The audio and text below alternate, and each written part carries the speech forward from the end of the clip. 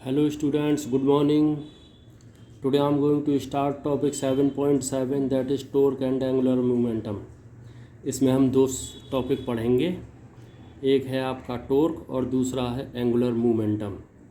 तो हम स्टार्ट करते हैं 7.7.1 दैट इज़ टॉर्क।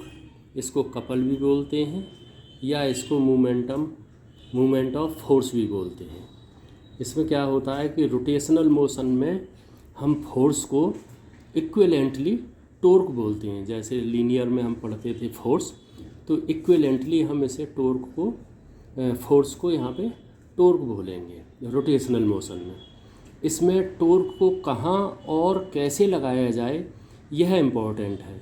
जैसे कि इसका एक एग्जांपल लेते हैं कि अगर आप जैसे दरवाज़ा खोलते हैं, यदि उस पर 90 डिग्री पर आउटर एज पर बल लगाएं तो ज़्यादा इफ़ेक्टिव होगा न कि हिंज पर। इसका मतलब ये है कि अगर दरवाजे के किनारे पर अगर आप ताकत लगाएंगे तो ये आसानी से खुलेगा, और यदि आप चौखट के साथ में लगे हुए जो हिंजेस हैं अगर वहाँ पे ताकत लगाएंगे तो इट्स ऑफ नो यूज़। ठीक है, तो इसमें हम पहले एक पार्टिकल पर टॉर्क को पढ़ेंगे, वही जैसा कि हम पहले करते आए हैं कि टॉर्क की स्टडी हम एक पार्टिकल पर करेंगे, उसके बाद इसे नंबर ऑफ़ n पार्टिकल्स में एक्सटेंड करेंगे। और नंबर ऑफ़ n पार्टिकल्स में एक्सटेंड करने का मतलब है कि फुल बॉडी पर यानी कि पूरी बॉडी पर यानी कि रिजिड बॉडी के लिए भी इसे एक्सटेंड किया जा सकता है। तो एक पार्टिकल के लिए हम स्टार्ट कर रहे हैं कि ये है जेड एक्सिस, ये मान लो O है,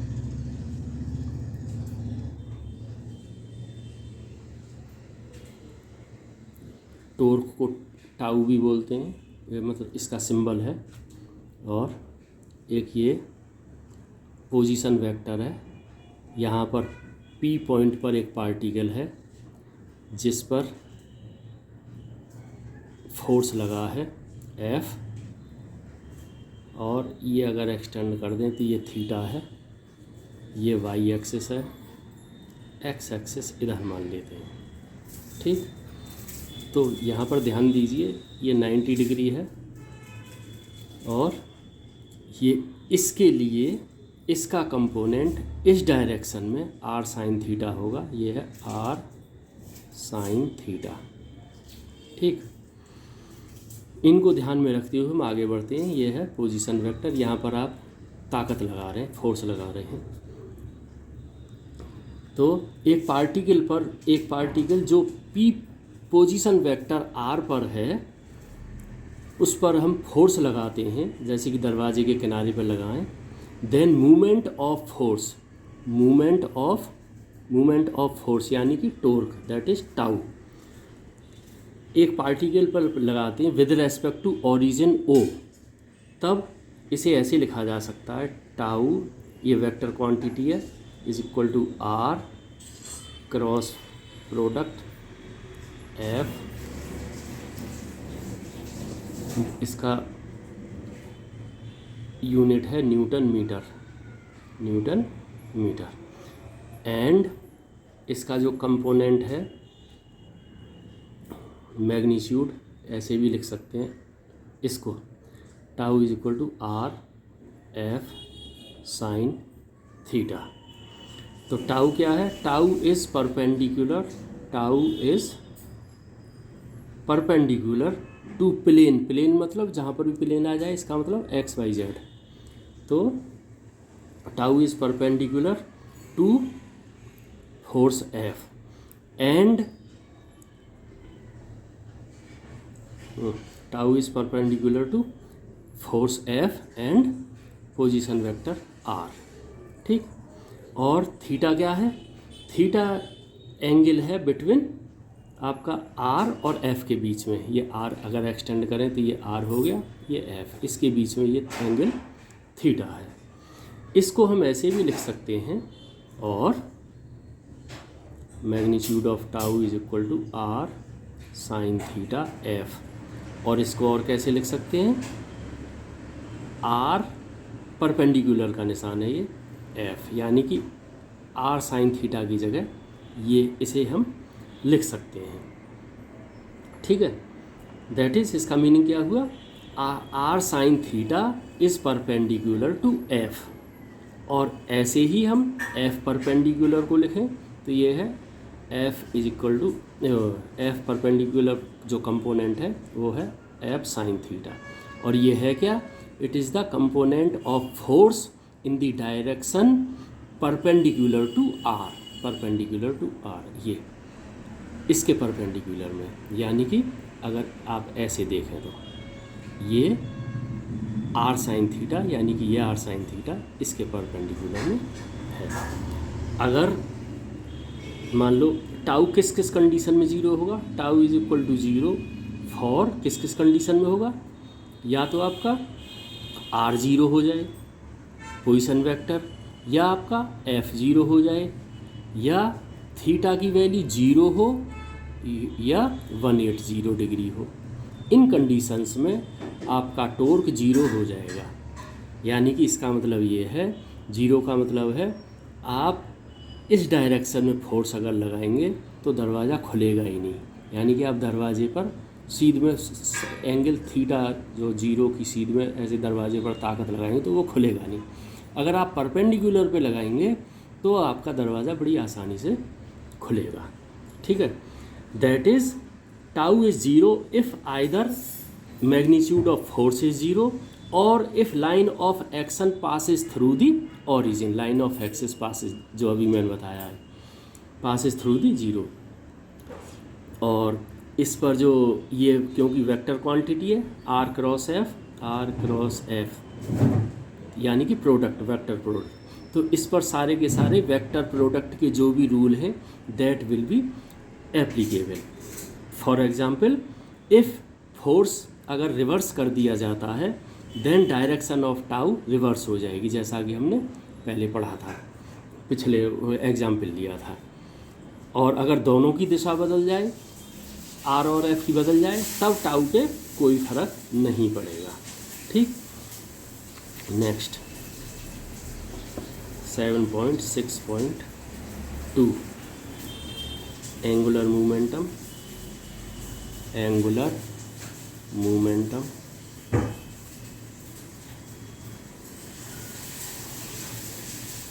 एल, एल मतलब ये टोटल है of a particle, of a particle.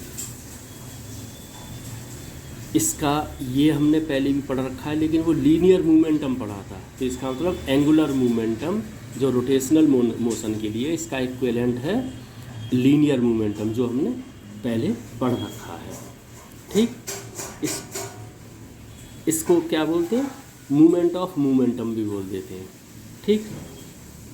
अच्छा, एक पार्टिकल के लिए now we are defining it, हम इसे डिफाइन कर रहे हैं। फॉर ए पार्टिकल एल यानी कि total L of a particle with respect to origin O is defined as vector L is equal to R cross P। ये क्या है, लीनियर मोमेंटम, ये है पोजीशन वेक्टर। और इसकी मैग्नीट्यूड कैसे लिख सकते हैं पार्टिकल के लिए, मैग्नीट्यूड किसके लिए, पार्टिकल के लिए, तो मैग्नीट्यूड कितना आएगा, L is equal to R P sine theta. इसे हम कैसे लिख सकते हैं, R P perpendicular, P perpendicular का मतलब है ये इसकी वैल्यू पी साइन थीटा के बराबर होगी, ठीक। तो ये एक हमने पार्टिकल के लिए कर दिया। और ऐसे ही अगर हम आर साइन थीटा लेते तो बोलते आर परपेंडिकुलर का साइन और पी, ठीक है। इसे ऐसे भी लिखा जा सकता था, जैसे कि अगर ये आर साइन थीटा पी होता तो इस केस में हम लिख देते आर परपेंडिकुलर पी, तो इसमें कोई प्रॉब्लम नहीं है। और आर परपेंडिकुलर जो ये अगर ऐसे लिखते हैं तो आर साइन थीटा क्या है, is perpendicular distance of the directional line of P from origin, and P perpendicular क्या है, पी परपेंडिकुलर इज, ये पी साइन थीटा है, P sine theta is component of momentum P in a direction perpendicular to position vector R. अच्छा, इसमें फिर वही condition लगा दीजिए ये वाली।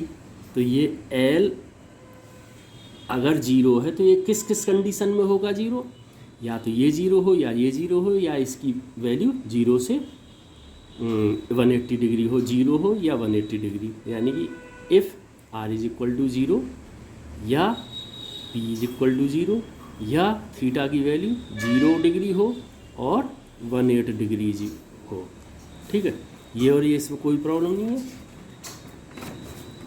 इसके साथ ही मैं आपसे कहूँगा कि आप इसको पूरा देखें, और अगर आपको पसंद आए तो मेरा आपको सजेशन है कि इस मेरे चैनल को लाइक करें, अपने दोस्तों को शेयर करें, व सब्सक्राइब करें, बेल आइकन को दबाएं, जिससे कि आपको लेटेस्ट जो मेरे लेक्चर हैं वो मिलते रहें, और साथ ही साथ आपके सजेशन भी आपके मिलते रहें, तो दैट विल बी बेटर। ठीक है, ये 2 टॉपिक हमने कवर कर दिए। मतलब अगर बुक में पढ़ोगे तो काफ़ी लंबे लगेंगे। अब हम निकालते हैं relation between tau and L. Tau and L के बीच में रिलेशन क्या है। तो हमारे पास क्या है, we have vector L is equal to यानी कि cross product vector R cross vector P. इसे डिफ्रेंशिएट कर दो, differentiate with respect to T, तो हमें क्या मिलेगा, D L upon D T is equal to D upon D T R cross P, ये वेक्टर क्वांटिटी है, ये इज इक्वल टू, इसे ऐसे भी लिख सकते हैं जब आप डिफ्रेंशिएट करेंगे, d r upon D t cross p plus r cross d p upon D t. ठीक है, ये हमें पता है, ये हमने पहले पढ़ रखा है, ये इक्वल टू होता है एफ, और ये अभी हमने पढ़ रखा है, ये इक्वल टू होता है वेलोसिटी, लीनियर वेलोसिटी। ठीक है, तो मैं इसे अलग से नहीं लिख रहा। और p की वैल्यू भी हमने पढ़ रखी है, ये होती है p is equal to m v. ठीक, तो इसीलिए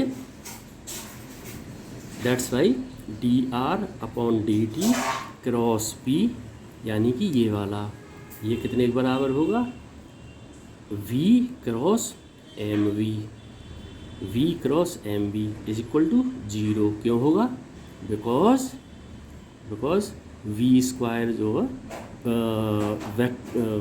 वेक्टर प्रोडक्ट में ये 0 होता है, तो ये v क्रॉस v है, इस वजह से ये 0 हो गया। ये सेक्शन 7.5 में हमने पढ़ रखा है।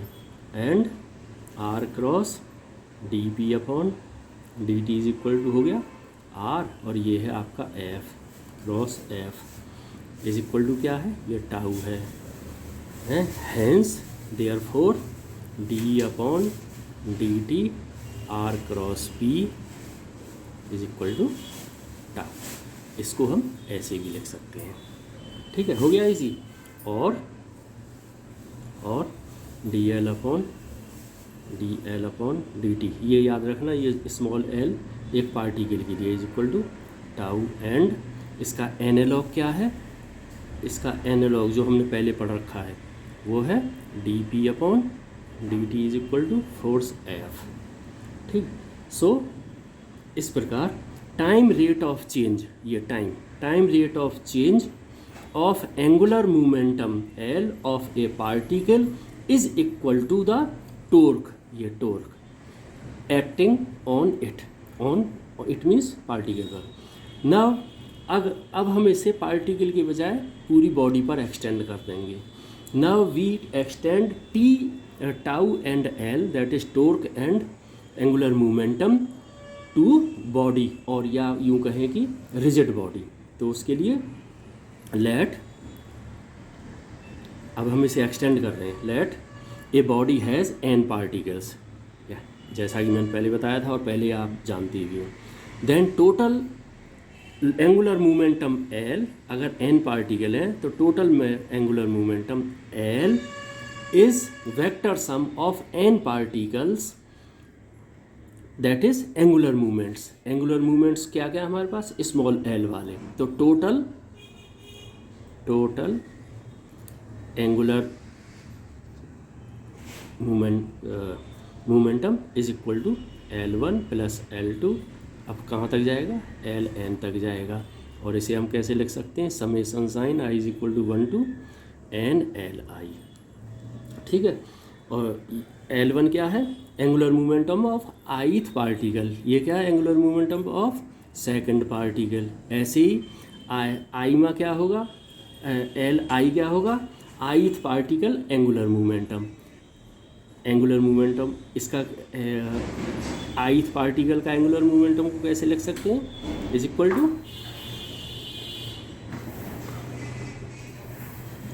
To RI PI। RI क्या है, ये स्मॉल RI क्या है, पोजीशन वेक्टर है of ith particle with respect to a given origin that is O। And P को क्या लिख सकते हैं, P is equal to MI/VI। ये लीनियर मोमेंटम है ऑफ ith पार्टिकल। ठीक है।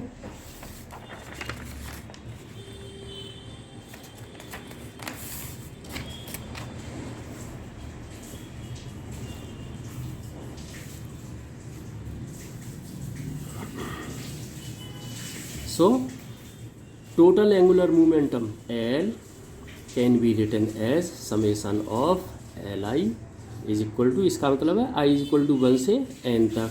और इसे कैसे लिख सकते हैं, RI cross PI।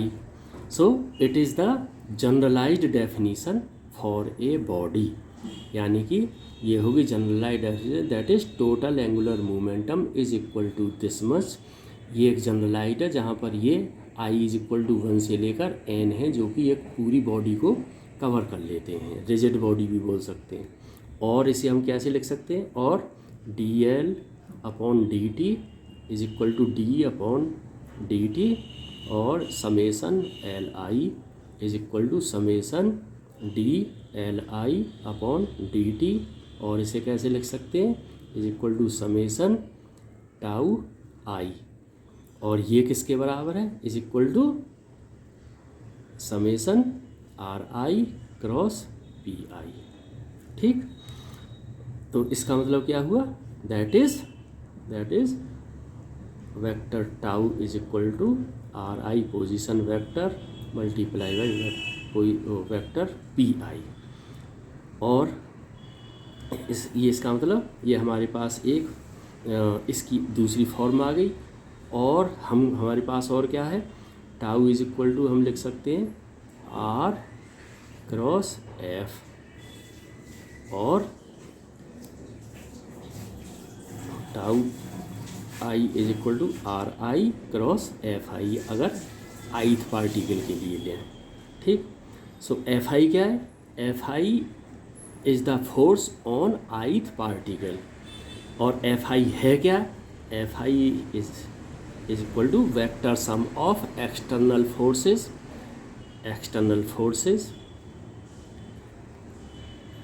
FI and internal forces. इसको बोल सकते हैं FI ith पार्टिकल पर एक्सटर्नल फोर्स प्लस और क्या है FI पर, ये है ith पार्टिकल पर इंटरनल फोर्स। लेकिन as per Newton's third law हमें पता है कि ये इंटरनल के लिए इक्वलेंट अपोजिट होते हैं, तो इसका मतलब इसे हम 0 रख देंगे। So therefore tau lastly finally क्या आ गया हमारे पास, summation I is equal to 1 to n tau I is equal to summation RI cross FI। Because हमने क्या अभी प्रूव किया है, टाउ इज इक्वल टू है tau E external plus tau internal. और जैसा कि हमें पता है कि ये जो है इक्वलेंट अपोजिट होगा, तो ये कैंसिल हो जाएगा। देखते हैं कि क्या होता है। Where tau external is equal to r i cross f i external, and internal जो था tau internal summation r i cross f i internal, ये जो है ये इक्वल एंड अपोजिट होगा। इंटरनल ये है इस फोर्स की वजह से, तो ये जीरो हो जाएगा। जीरो क्यों हो जाएगा? As per Newton's third law. और इसीलिए ये हमारे पास टाउ एक्सटर्नल कितना आ जाएगा? Tau external will be equal to tau is equal to tau external. That's why d l total body पर जो एंगुलर मोमेंटम है वो आ जाएगा आपका टाउ एक्सटर्नल के बराबर। thus इस प्रकार total angular momentum L of a body about a point is equal to the sum of external torques acting on body at same point। मान लो जो हमने एक पॉइंट जो फिक्स कर रखा है, ठीक है, तो जो ये d L upon D T is equal to tau external है, ये हमारे पास ये ही रह जाता है। thus d p upon D T is equal to f external, जैसे ये हमने देखा था सेक्शन 7.4 में। And equation and this equation act good for any system of particles that is body. ये दोनों ही ये किसी भी सिस्टम ऑफ पार्टिकल्स के लिए काम करेंगे, या यूँ कहें रिजिड बॉडी के लिए काम करेंगे, ठीक है। इसका एक लास्ट और छोटा सा टॉपिक है कंजर्वेशन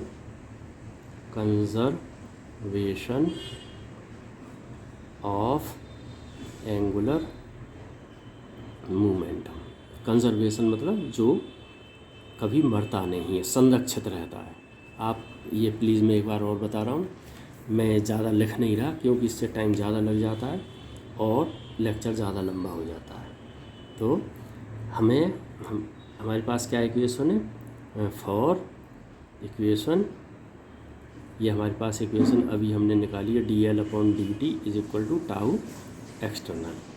अगर ये जीरो हो जाए, if tau external is equal to zero, then क्या होगा? D L upon D t will be equal to 0, that is L is equal to constant।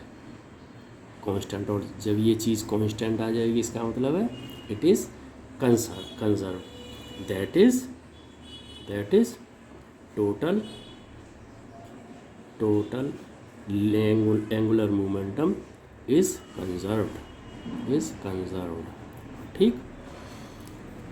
अच्छा, अगर पूरे प्लेन के लिए लें, यानी कि एक्स वाई जेड एक्सिस के लिए लें, उस कंडीशन में क्या होगा? L x is equal to, ये कोई कांस्टेंट है, l y is equal to, ये के टू कांस्टेंट है, l z is equal to k three constant मान लिया, ये हमने मान लिया है। तो इसका मतलब ये है l x, l y, l z जो कि इसके कंपोनेंट हैं इन एक्स वाई जेड डायरेक्शन में, जिनकी value K1 K2 K3 constant हैं, ठीक है, तो ये भी कंजर्व्ड रहेंगे, यानी कि l x, l y, l z भी कंजर्व्ड रहेंगे, इज आर कंजर्व्ड इफ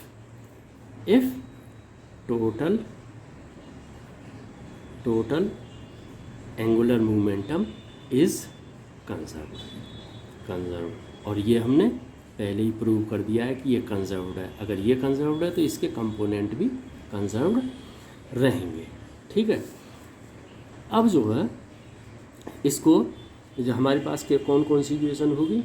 एक तो d L upon D t थी इज इक्वल टू 0, और l is equal to constant है, ये हमने देख लिए हैं। इसके इक्विवेलेंट हमने पहले क्या देख रखे हैं? D p upon D T is equal to 0, और P is equal to constant, ये हमने पहले देख रखे। तो इन दोनों का इक्विवेलेंट ये है। Thank you and have a nice time.